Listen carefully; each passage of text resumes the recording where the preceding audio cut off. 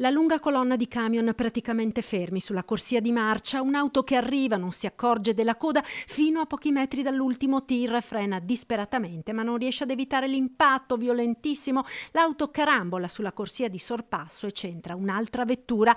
Tragico il bilancio dell'incidente avvenuto in A4 tra i caselli di San Stino di Livenza e Cessalto, tristemente noto come tratto maledetto. A perdere la vita una donna di 88 anni seduta a fianco della figlia 66enne che guidava l'auto in sorpasso, ferita anche la conducente del mezzo che ha tamponato il camion, una 48enne di Mogliano Veneto. Sul posto sono subito intervenuti i sanitari del 118 che hanno soccorso le donne ferite. La 66enne è stata portata all'ospedale di Portogruaro, le sue condizioni non sarebbero gravi, più seria invece quella della moglianese trasportata all'ospedale di Oderzo. Nulla da fare purtroppo per l'anziana deceduta praticamente sul colpo. Pare che madre e figlia stessero tornando a casa a Torino. In A4, per mettere in sicurezza i mezzi ed estrarre le donne dalle lamiere, sono intervenuti anche i vigili del fuoco con 2 squadre da San Donà e Motta di Livenza, la polizia stradale ed il personale di Autostrade Alto Adriatico. Pesanti le ripercussioni sul traffico, chiuso lo svincolo di San Stino in direzione Venezia e l'allacciamento con la A28 sempre in direzione Venezia,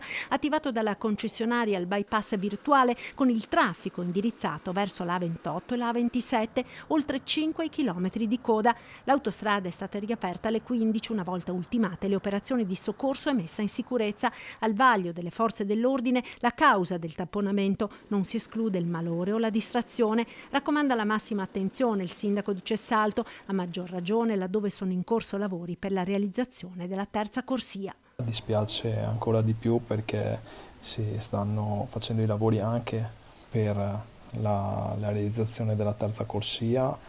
Durante questo fine settimana ci sarà l'abbattimento del ponte di sovrappasso di Via Vittoria e ringrazio Autostrade Alto Adriatico, ringrazio la struttura commissariale, gli uffici del comune che stanno cercando di accelerare il più possibile per la realizzazione della terza corsia importante in questo tratto, ma serve sempre maggiore attenzione alla guida.